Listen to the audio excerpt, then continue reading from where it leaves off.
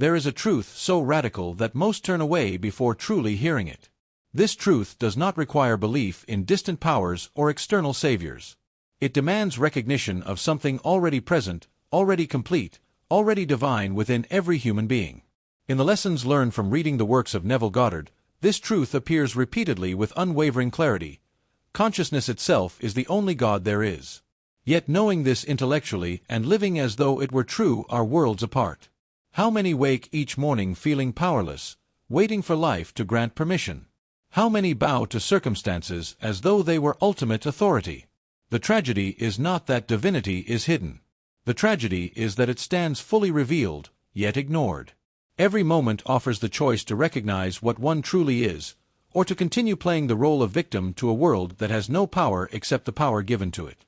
The spiritual search often becomes another form of slavery, seeking enlightenment as though it were something to acquire rather than something to remember. When someone feels trapped by circumstances, defeated by limitations, crushed by unchanging conditions, where is the consciousness that could shift everything? It is not absent. It is simply asleep to its own nature. Neville Goddard spoke of this with absolute conviction throughout his teachings. He did not offer comforting philosophies or distant promises. He declared that imagination, the divine creative faculty within consciousness, is God Himself operating through human awareness. This is not metaphor or mystical language meant to inspire. This is the actual mechanism of reality itself, functioning continuously whether recognized or denied. The world experienced is not happening to anyone. It is happening from someone, radiating outward from states of consciousness held as true. Yet most live as though they are at the mercy of external forces, waiting for rescue, hoping for change, praying to something outside themselves. What keeps someone in slavery when the chains are made of belief? Why does a being with infinite creative power continue to experience powerlessness, lack, and limitation? The answer is both simple and devastating, because that is the state being occupied. Consciousness does not judge what it creates as good or bad, deserved or undeserved. It simply mirrors the inner convictions held as truth. When someone assumes the feeling of being a victim, reality confirms that assumption. When someone dwells in lack, more lack appears. This is not punishment. This is law, operating with perfect precision. The same law that creates bondage can create freedom, the moment its nature is understood and applied differently. Every tradition speaks of this divine spark within, yet most interpret it as potential rather than present reality. The lessons learned from Neville Goddard's works make this dangerously clear. The divine is not something to become, but something that is, right now, fully present and fully creative. There is no separation between consciousness and God. They are one. To realize this is to stand at the threshold of complete transformation. To deny it is to choose slavery, not because it is forced, but because it is assumed. The question then becomes unavoidable. If consciousness is truly the creator of experience, why would anyone continue creating their own prison? The law of assumption is not a spiritual technique to be practiced occasionally. It is the fundamental principle governing all experience, whether understood or not. What is assumed to be true on the inside must appear as fact on the outside. This is not about positive thinking or affirmations repeated without feeling.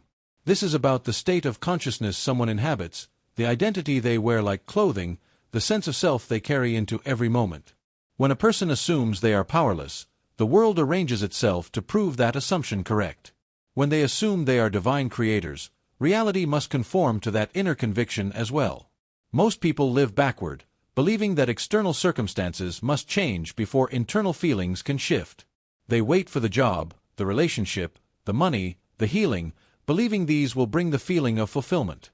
But the lessons learned from Neville Goddard's works reveal the opposite. The feeling must come first. The state of consciousness must be occupied before the physical evidence appears. This is where true power lies, and also where most resistance occurs. To feel wealthy before seeing wealth, to feel loved before love appears, to feel free while still in bondage, this requires understanding that consciousness is the only reality. Everything else is shadow. Consider how a mirror works. It does not argue with what stands before it. It does not delay or negotiate. It simply reflects what is presented, instantly and perfectly. Consciousness operates the same way. The outer world is a mirror reflecting inner states. When someone looks into their life and sees struggle, lack, or limitation, they are seeing their own consciousness reflected back. The natural response is to try to change the mirror, to rearrange circumstances, to fight against what appears. But the mirror will never change until what stands before it changes. To transform life, one must transform the inner state first. Dr. Bruce Lipton's research in epigenetics confirms this ancient wisdom through modern science. The environment does not control genes, perception of the environment does. Beliefs held in consciousness create chemical signals that turn genes on or off. This means biology itself responds to consciousness, not the other way around. The body is not a fixed machine limiting what is possible. It is a fluid instrument responding to the conductor of consciousness. When someone understands this deeply, victim mentality becomes impossible to maintain.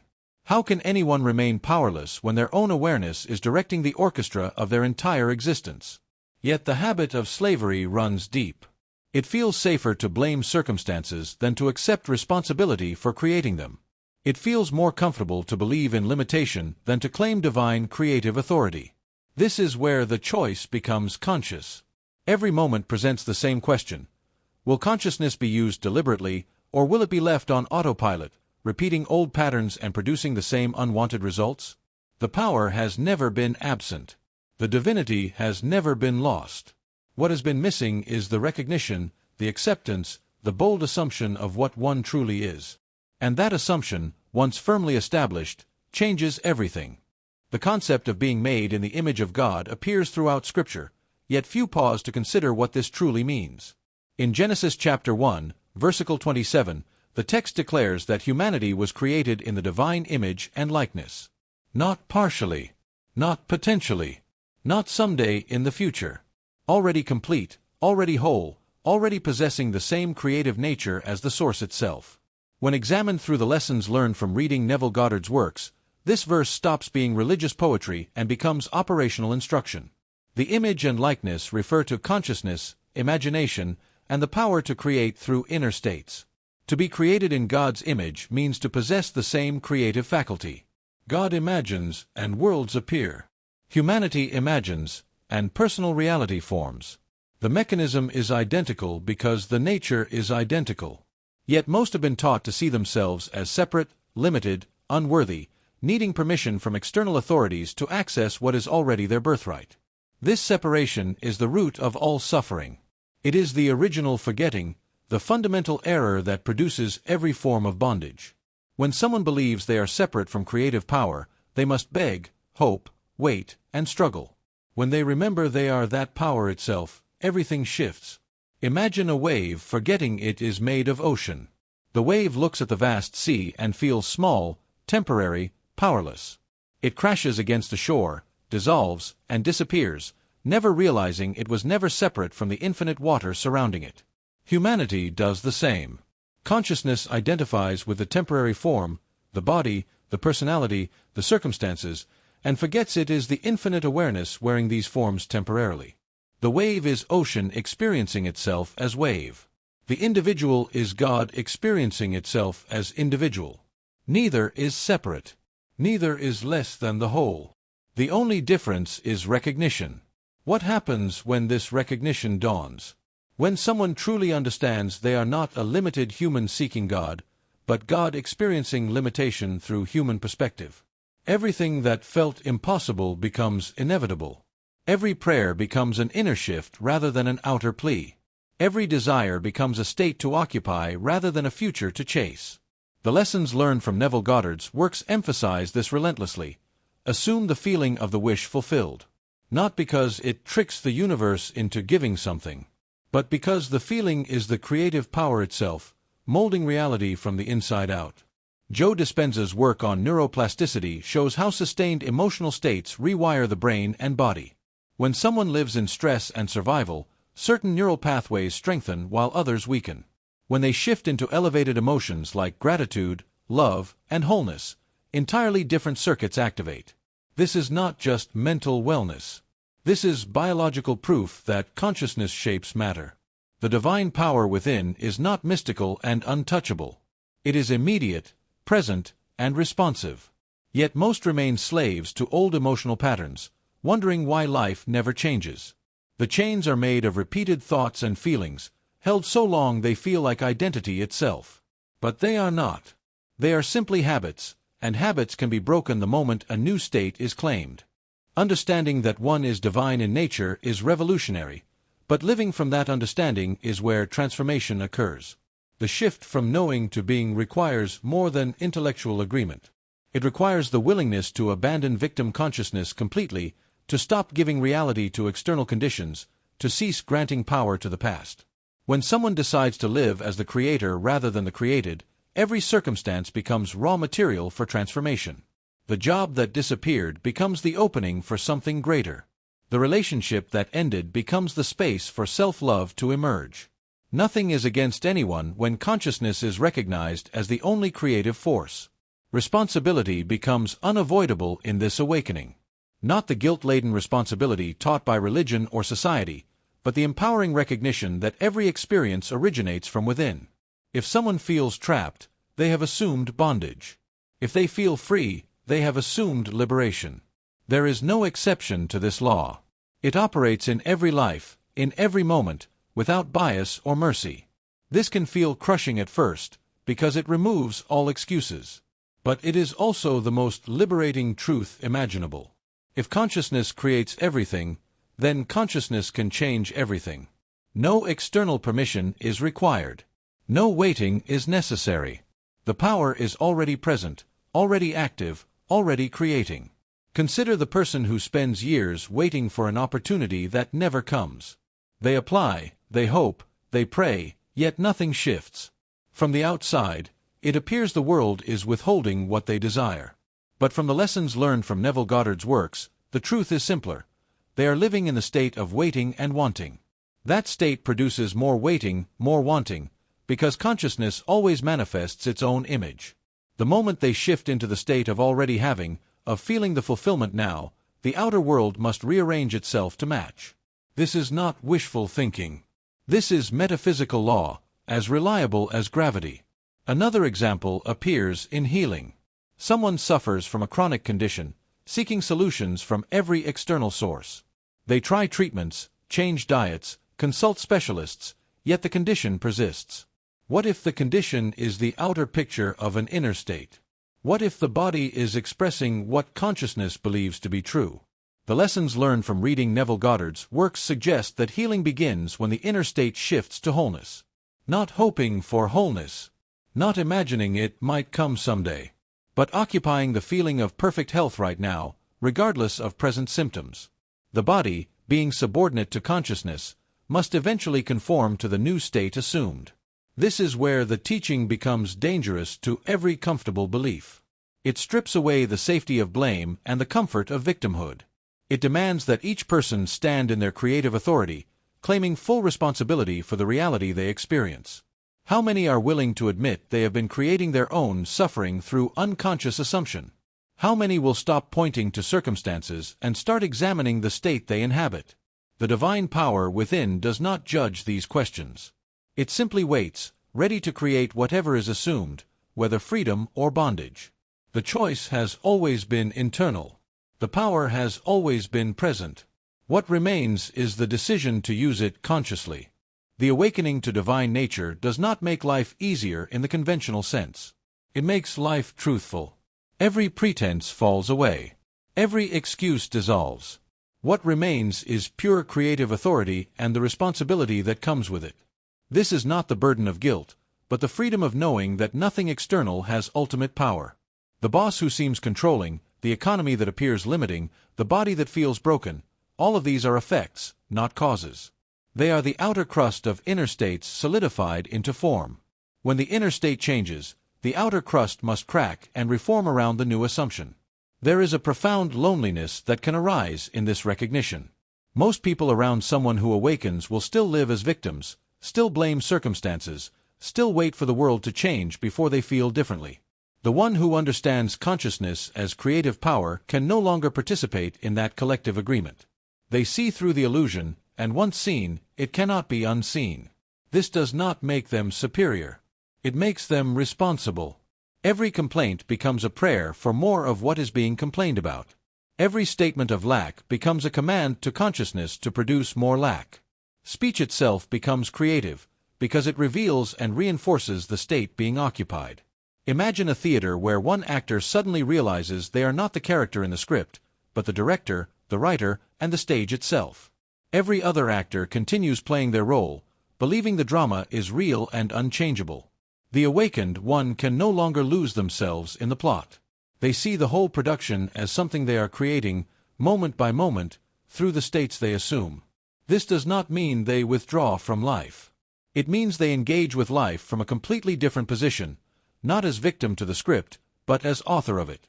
Every scene becomes an opportunity to demonstrate conscious creation rather than unconscious reaction. Greg Braden's research into the quantum field reveals that observation collapses possibility into specific outcomes. The act of observing is not passive. It is creative. Consciousness does not merely witness reality, it selects which version of reality will appear from infinite potential. This scientific understanding mirrors exactly what the lessons learned from Neville Goddard's works have always taught. Imagination creates reality. Not imagination as daydreaming, but imagination as the divine faculty that shapes the quantum field into manifest form. When someone imagines with feeling, with conviction, with the assumption that it is already done, they are not hoping for something to happen. They are causing it to happen. What would change if this were accepted fully, without reservation or doubt? What would shift if someone truly lived as though consciousness were God, operating through them at all times? The fear would dissolve, because there would be no external enemy. The waiting would end, because there would be nothing outside to wait for. The searching would cease, because what was sought would be recognized as what is doing the seeking. This is the ultimate revelation. The one looking for God is God looking for itself. The one seeking freedom is freedom pretending to be bound. The one hoping for transformation is the transforming power itself, simply waiting to be recognized and directed consciously. Every moment offers this recognition. Every breath carries this invitation. The only question is whether it will be accepted or denied once more. The impact of this truth cannot be overstated. To realize that consciousness is the only reality, that everything experienced is consciousness pushed out, that there is no external power limiting or controlling life, this shatters every foundation built on separation and victimhood. Some will reject this truth immediately, finding it too radical, too demanding, too threatening to comfortable beliefs.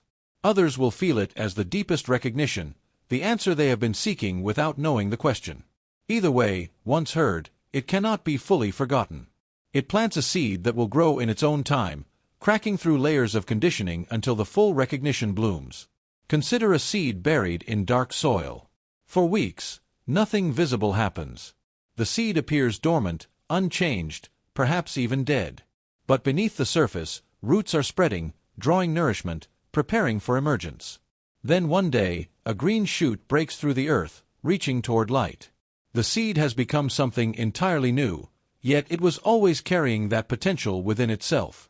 Awakening to divine nature follows the same pattern. The conditioning, the suffering, the searching, all of it is the dark soil that eventually cracks open to reveal what was always present. The divinity was never absent. It was simply germinating, preparing for recognition. The body, mind, and spirit are not separate entities in conflict. They are different expressions of the same consciousness, operating at different densities.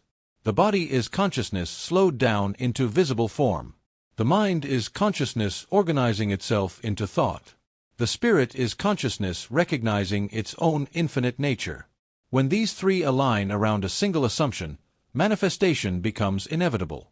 But when they pull in different directions, body exhausted, mind fearful, spirit longing, creation becomes confused and scattered. Unity of state is the secret.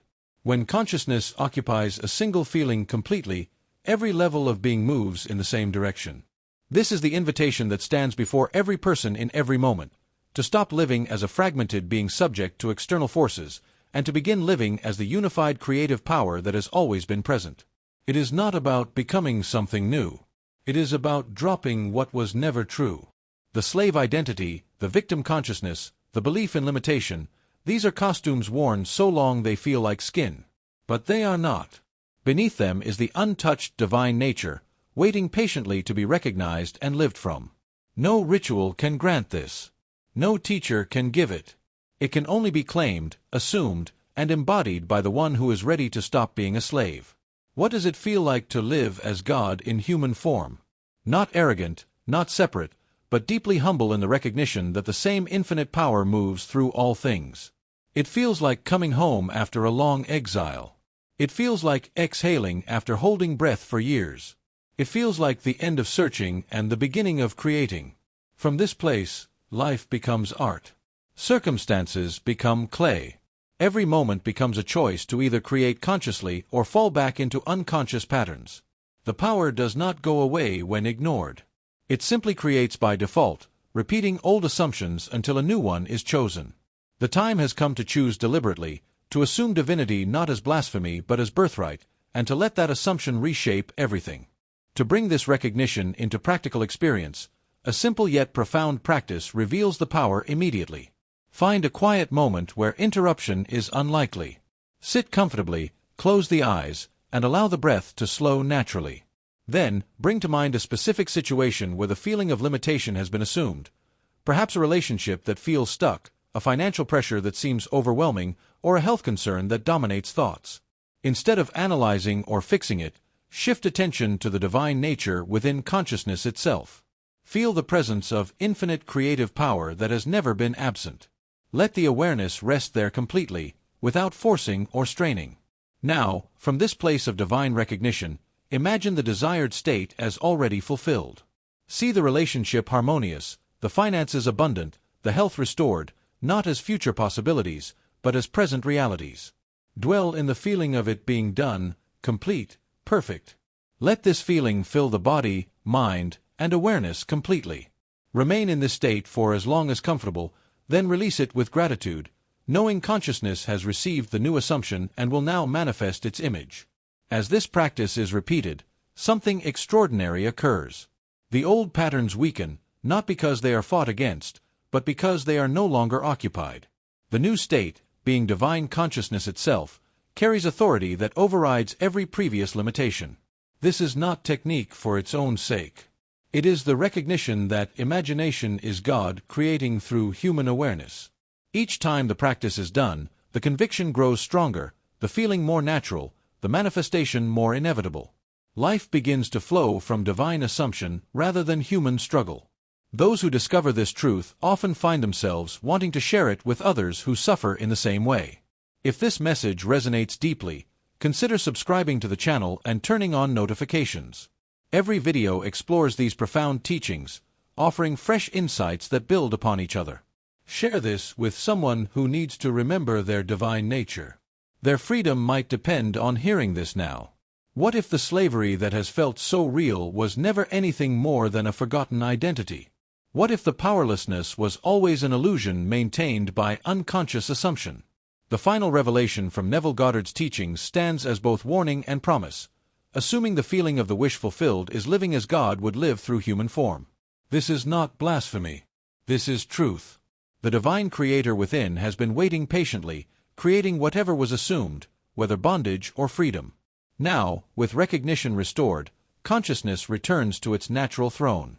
From this position, every limitation dissolves, every desire manifests, every moment becomes creation itself. The slave becomes sovereign not by struggle, but by simple remembrance. And in that remembrance, the entire world transforms, not because it was forced to change, but because the Creator within has awakened to create differently. This is the ultimate reality, God in human form, no longer choosing slavery, but living as the infinite Creator that has always been.